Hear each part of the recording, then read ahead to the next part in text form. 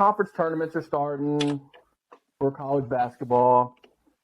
Murray State punched their ticket yesterday. Was it yesterday or today? I can't remember. Yes, yesterday? Last night. Wild finish to that one. It's Sunday. They played on Saturday. It was late night. Yep. Loyola Chicago. So they were the first team to make it in. Loyola punched their ticket We were, we were kind of hoping Morehead State would win. Both of them Kentucky teams. But we had a bubble talk last week. We were kind of – I was pulling for Morehead State to, steal a bid from somebody. Murray State would have been, an at-large bid had they lost.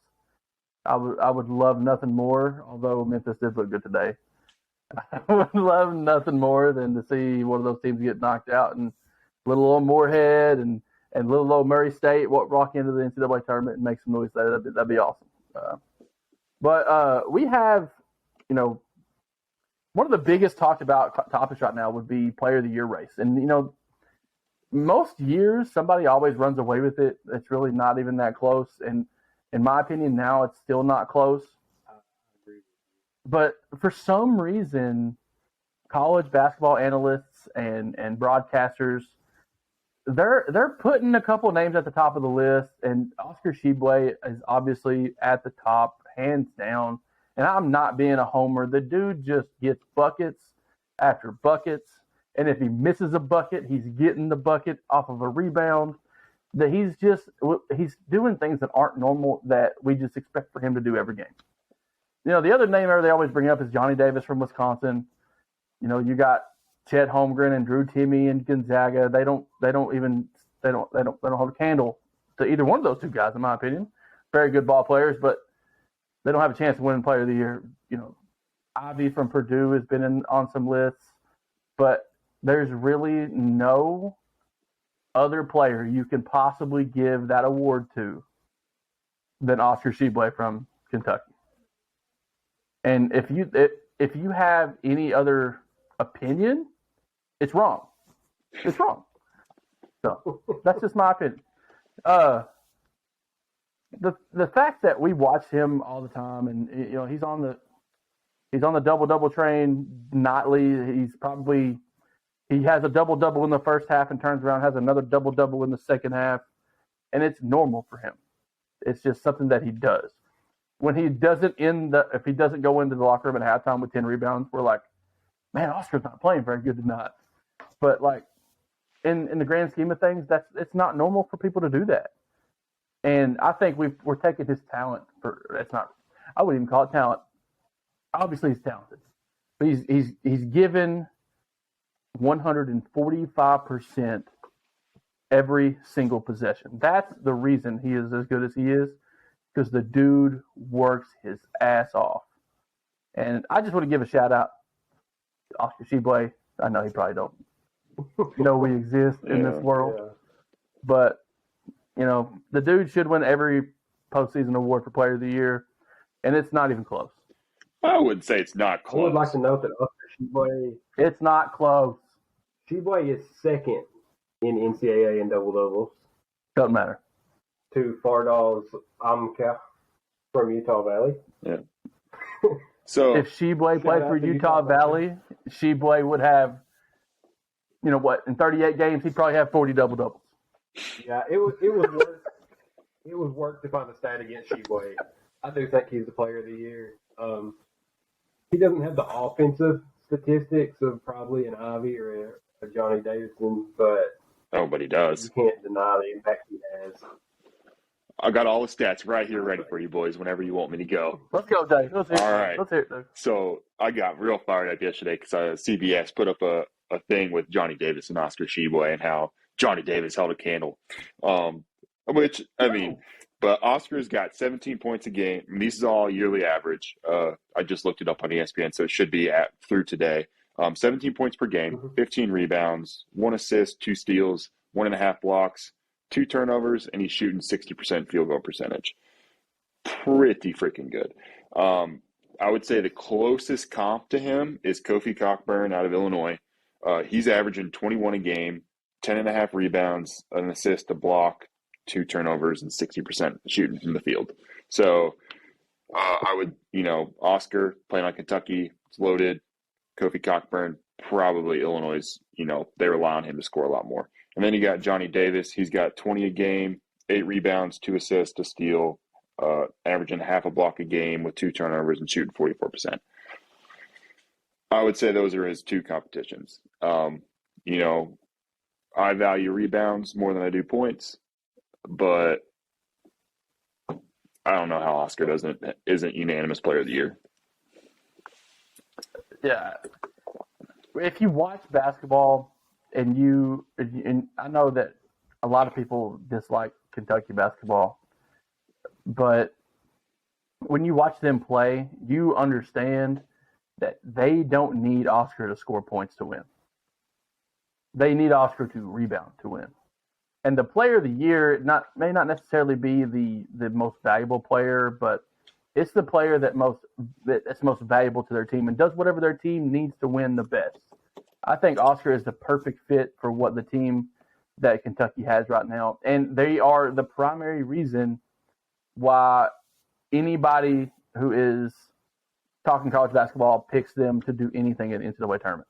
Yeah. I think you take him out of the equation, I think they are probably the first 2 weekends out of the NCAA tournament. But you put him in the equation, and you're talking Elite Eight, Final Four, National Championship type team.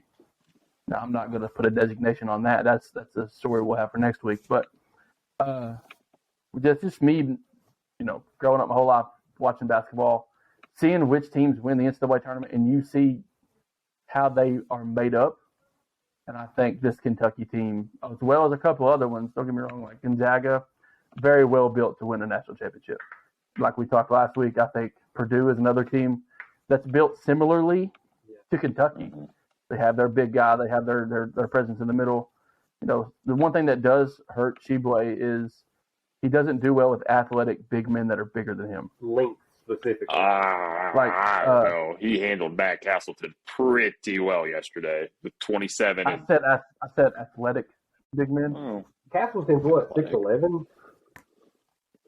I'm just saying, Zach Edey is 7'4". That's a big difference. You talk about Purdue. And you look at Auburn's big men, Colton Kessler, Jabari Smith. He had to guard both of them. Yeah. Those guys gave them trouble. Yeah. And it's not necessarily trouble on the defensive end. He can play defense against them. He just can't score against them. And if Tshiebwe gives you 10, 15 points, you're feeling really good about yourself. I think they played Florida yesterday. They threw up, I don't know how many points he had. He had almost 30 points against Florida. And that's because he got the ball, backed down, turned, hooked, banked it in every single time. I don't think he missed a shot that I saw. I can't remember. I'm being sarcastic, but the dude just put it in the bucket. And then when he doesn't, he's automatically knows when it's not going in. He's going to get it. And he's just going to fight his ass off to get a rebound. And I think that's what's going to help him propel him to the next stop. And we're talking about a guy that may come back. Oh, he's for sure coming back next year. That may come back and make a lot of NIL money. NIL is a game changer, guys. We need to bring that up in a future episode. Yeah, for sure. Well, I do want to talk about it because it is breaking news. It was announced the other day that Kentucky recruit signee number 25 in the nation, Sky Clark, has now backed out and is reopening his recruitment. And that, to me, my instant reaction, knee-jerk, is that Severe Wheeler has told Cal he's coming back and he's going to get paid. Yeah. So, and that just shows you the impact of NIL. Also, you have Kason Wallace coming in. I'm pretty sure that's his name. I should know that. But he is another guard. And you still have Shaden Sharp sitting over there on the bench. Nobody knows what he's doing.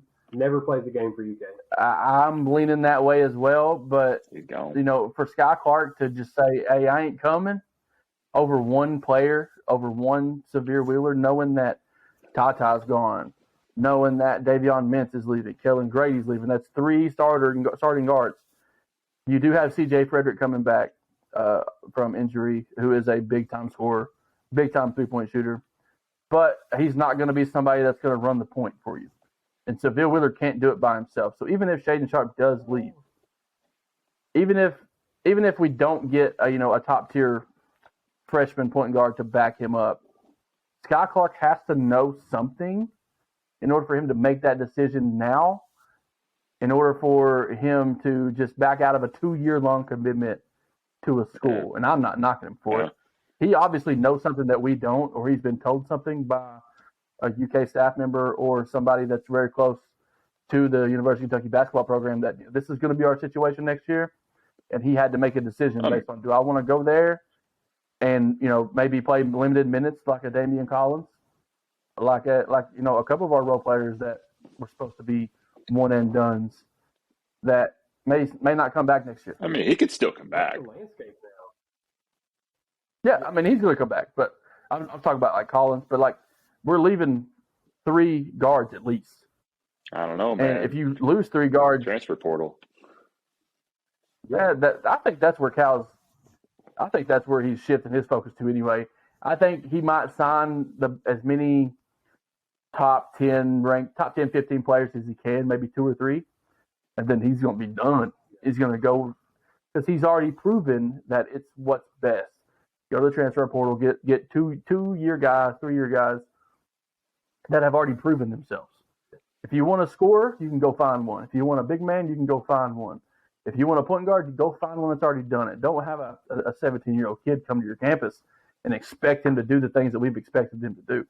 I think that's the shift that we're seeing in college basketball right now. That's the landscape in sports in general. I mean, that's what we're seeing feed down from those professional leagues. We just talked about OBJ. I don't want to be in Cleveland. Get me out. James Harden. I don't want to be in Houston. Or you know what? I don't want to be in Brooklyn either. So, I mean, that's what they're doing now, and it's coming down to college, and NIL is now free agency. Yep. I mean, it's another pro league. And you look at the players that are standing out this year, Tshiebwe and Wheeler and Grady as well. Then you look at some other big names, Walker Kessler. He was on the bench for Carolina last year. We lost him. Yeah. We lost 4 post players, 3 to the transfer portal. It's crazy. That's why Roy left Carolina. The game changed. College basketball wasn't the game that he used to coach, and he knew it was time to step away because he didn't want to adapt. And you're seeing it in every sport, but the college basketball is not what it was even 5 years ago. No, I agree. Animal. I think you're going to start seeing schools in big markets, just like you do in your major league sports, become powerhouses. I think the NIL deals in places like Miami, in LA, with UCLA and USC, like those schools are going to start becoming extremely attractive to these players because the endorsement deals you can get in a city that size is going to be insane. Yeah, we talk about Big East basketball. Big East is off. There's a lot of schools up in New York and that area from the Big East. Syracuse make a comeback. Come on, give it to me. Well, I think we've been talking long enough. We're going to go ahead and exit out of this show. Again, 75% of y'all aren't subscribed to this YouTube channel. I think we're up to probably what? I don't know. I checked it last night. I think we're up like 31 audio podcast downloads. Not terrible. Let's get that up. Let's spread the word, spread the love to the Trifecta Sports Boys. We appreciate all the love and support from our local families and friends. We're just trying to out here having fun. We got Coop here with me in person. We had some technical difficulties, so we can't be on the same channel. But I'm here. We're here. He's with us. It's right here. But Dave's still over there in Illinois. But we're going to sign out. We hope you guys have a fantastic day. Next week we got a big show planned, all about bracketology. Make sure you tune in. Thank you guys. Love you.